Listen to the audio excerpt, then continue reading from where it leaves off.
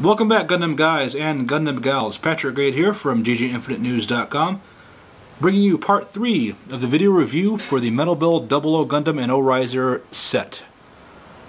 Here we can see everything laid out, all the weapons, accessories, hands, attachment points, stands, and everything. So let's go ahead and start matching stuff up and see how everything looks together. So like I had mentioned before, each of the unique hand sets corresponds to a particular weapon. Like this wide grip here goes with the Buster Sword 2 and holds on to it pretty well. There's a little sag in the fingers when you put the weight of the sword on it. But the grip itself is pretty strong. It takes a little bit of force to move it around. But the rubber kind of helps grip it as well, so there's no plastic on plastic lack of friction there. So let's see how it looks with the hand attached to the arm of the 00 Gundam. So without using the action base or the sword stand that comes along with it, you can definitely tell that the plastic gives away from the weight of the sword, but it can grip it pretty well. And you know, it does better than the plastic on the master grades, at least, just so far as keeping it in place. And by using the smaller stand, you can get a pretty decent effect there. It's not too bad. And because the secondary stand arm is so tall, you have to have the figure up on the base to be able to use it effectively, because with it on the ground, it's actually above shoulder height on the figure, and it just doesn't stand up very well. And even on the stand, it's a little too tall and a little too. You have to get it in the right spot, otherwise it'll start slipping and tilting over. So in my opinion, this tall one isn't real functional in most cases. I think they should have given us a third arm, one in between the short and the tall one here, to be a little more functional. And the base is a little too light to hold on to the weight that the sword puts on it. So this is a good attempt, better than the master grade version, but I think they could have done a little more to make it work. Maybe given us a stand like this as far as a base to attach the arm to, and given us a third arm, a middle-sized arm here, to make that work a little better. But all in all, it's not too bad, I guess. You really have to work with the Buster Sword to get any good poses out of it, as far as holding on to it as a sword. But when attached to the GN drive, it works pretty well. You can tell that even without the locking arm on the GN drive flap here, it still stays in place really well, even at the full extent of the motion there.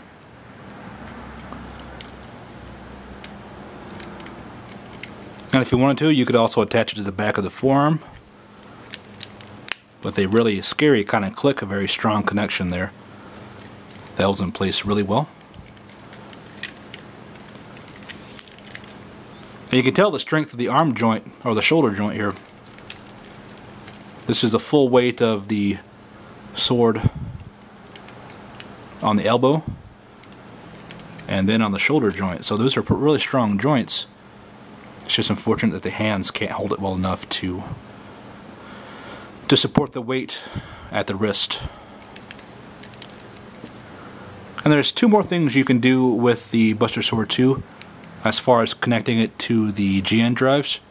You can use these little separate attachment pieces. There's two, either each angled an opposite way. And you plug it in like you would onto the GN drive, and then plug that into the GN drive, and that gives you an angle that the sword is out, so you can have it facing kind of forward, or with the opposite one you can have it facing sort of backwards, the same degree but backwards. So that's kind of a unique option, and I suppose they did that because they didn't have the ratcheting joint of the GN drive like they did on the O-Riser release. And I don't think there's a way to attach the GN drive, this GN drive, to the sword, so you don't get the full ratcheting, the full posability that you do with this, using the little attachment points. But still an option, so that's kind of cool. For being such a simple weapon, the GN katars are definitely difficult to get the hands into the handles. The handles are a little too deep, and it doesn't come up far enough. So you really have to bend the plastic around to get it to work. But once you get that in place, you know, this is not going to come out at all. That's a really strong connection. And no weight problems at all. So the GN katars are really light, so they're not going to fall out at all. It's actually a pain in the butt to actually get the hands off. So once you put them on there, you're going to want to leave them on there for a while, because you could risk tearing or bending the plastic out of shape, I would guess, but maybe not. This is a really strong plastic that snaps back into place really well. So here are the katars stubbornly in hand. The arm joints have way more support than they need to hold these guys in any position you want to put them in. You know, if they can hold up the buster sword on the elbow joint, there's nothing really much they can't hold. So they look really nice. It's really nice to have these strong connections on the hands. Part of the disappointment to me with master grades is the difficulty of having them hold onto the weapons and stuff, and having crap fall off or pop off or plastic break or whatever with putting too much stress on it. So it's nice to see that it is possible to make these weapons functional insofar as holding on to the weapons with whatever manipulators the kit comes with. So maybe they should start putting these kind of rubbery hands in with master grades. I don't know. They work pretty well here, and then you don't really have to worry about getting them into the slot position or whatever. So maybe it's an idea, something they should move towards eventually, because they work well in most cases. And to store the katars on the knee armor, just line up the claspy hole, or the claspy peg here with the hole. And here a really nice click. And just like in the hands, these are on there really well. They're not going to come off anytime soon. So it's a really nice storage method. And if I'm reading the pictures right in the manual, you're supposed to use these same hands that you use on the katars for the GN Sword 2 short and long. It works just fine for the short version because there's not much weight on the tip. But for the long one, there's too much weight out here, and it doesn't grip the handle well enough, and it tips forward. So I get better results by using the looser grip angled hand here to hold onto the sword, the long version. The handle of the swords are pretty short, so there's not enough room to get enough grip using the so you can kind of see here how this one's angled. It's much worse with the long version because there's more weight on the end there. So it works okay for the short, but like I said, the angled loose or the angled tight grip works better for the long version. And like I said before, the joints support the weapons really well. Even the wrist joints, you don't get any kind of break or unintentional swivel. So that's a really good way to work the weapons and the hands. Like I had mentioned before, it would be nice to see the master grades using a similar method, having these rubbery hands in the super strong wrist plastic. Seems to work pretty well. And by putting the GN Sword 2s in their rifle positions and attaching the stock to the forearms, you get another excellent connection here. Very sturdy, even with the short version and its wonky effect wire going off there. You get some really nice stability for posing and stuff. And if you haven't noticed, these are all ground poses. There's no stand helping me out here, and this guy is really sturdy on the ground. I haven't had trouble with him tipping over or anything yet. And everything works just fine for the GN Sword 2 normals, swapping out for the normal blades and stuff, so you don't really lose anything or gain anything. So that all works really well. One last thing you could do with the GN Sword 2 weapons is combine the two handles together using this tertiary attachment piece here. So they just slide into place like that. And then you have a really strong connection between the two handles. And when using the appropriate hand, you get a pretty good balance there too. But to make it look right, you really have to put on the standard GN Sword 2 blades.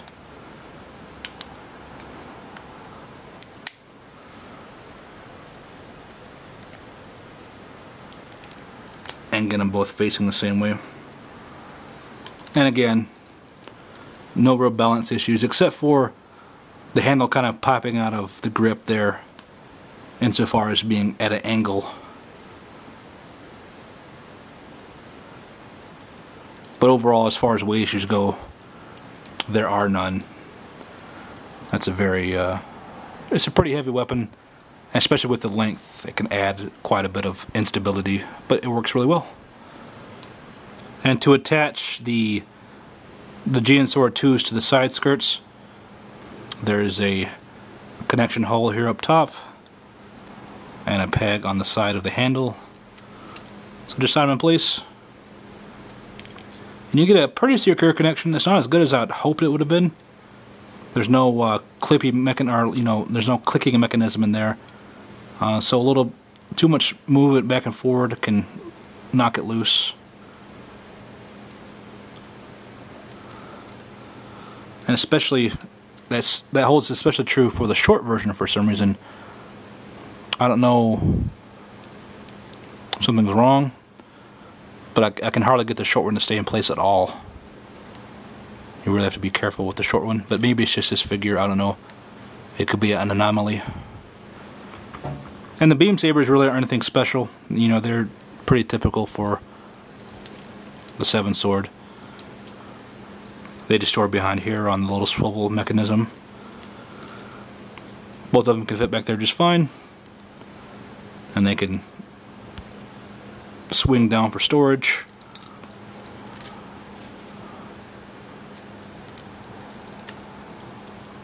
Or pop out to the side for easier access. So with everything in place here, I think you get a really nice representation of the 00 Gundam. Much better than the Master Grade version, as far as, you know, everything holding in place and staying there, as far as it goes in that manner. And the color scheme is really nice, and the metal, the stability of everything, except for the GN Sword 2 short here, which just falls off at the slightest touch on the side skirt. But overall, everything works really well on the 00 Gundam. Even there is a little bit of weight issue in the waist here. There's none of the torso, there's none of the upper chest swivel, so you don't get into that extreme lean. But you can see down in the waist joint, it definitely leans over to the side of the Buster Sword 2, but that's to be expected because that thing weighs as much as probably half the figure itself. But it's not as bad as it is on the Quanta or the Master Grade 00 Gundam. But it is a little significant, I guess. When standing up straight, you do see some of the lean. So the weight's a little bit of an issue, and the GN Sword 2 short just does not stay in place. But I think it has to do with the plastic here. I think it's malformed or something. Maybe with a little future polish or something to add some grip to it, it'll stay in place a little better. But I'm not going to do that because this is Gundam Guy's kit, or figure, so I'll let him do that if he wants to. So let's go and take a look at the O-Riser and add it to the 00 Gundam here real quick. So here's the O-Riser with the GN shields attached, as well as the GN Sword 3 on its action base.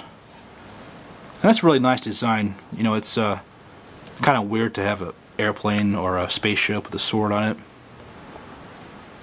but you can't really argue with the way it looks. If you suspend disbelief enough, you get kind of a nice picture there. So there's not really much to do with the O-Riser by itself. You know, on the stand it looks pretty cool. there's a little too much give in between each click, so it kind of leans over. If you have to get it kind of positioned just right between clicks to get it to be where you want it to be. But even at the most extreme click, with nothing touching the ground or the base, you see everything. There's no weight issue really on the base there, so that's pretty cool. So let's go ahead and add everything to the 00 Gundam figure and see how that looks. So the first thing to do to attach the O-riser to the 00 Gundam is remove the 7-sword knee pads and attach the traditional Gundam knee pads just for cannon purposes, and then pop out either GN drive, and then you can decide if you want to put the storage tanks on there, or if you wanted to have the standard GN drives. So they look just fine, either one. But we'll keep it traditional and go with the typical GN drives.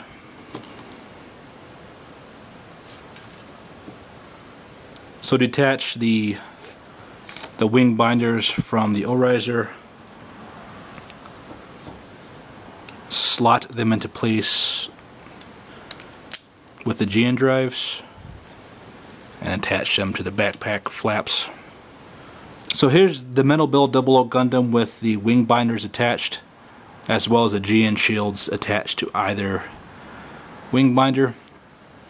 And thanks to the ratcheting joints, you could have complete control of where these guys face without any problems, you know, going forward or backwards or falling off. So that's quite amazing, you know, compared to the difficulties you would have with the Master Grade or even the Perfect Grade that I'm aware of.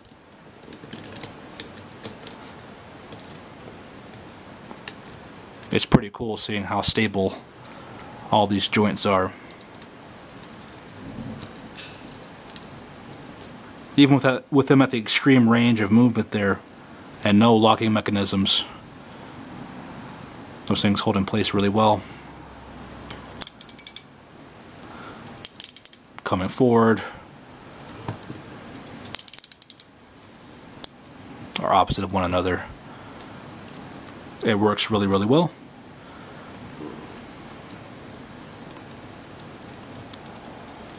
So very cool stuff. On the backpack here, the part that says GN there can come off to reveal the peg slot for the O-riser. So fold the O-riser down like this, and these little hinges here kind of swivel up to give a little more clearance, and they lock in place there on the backpack.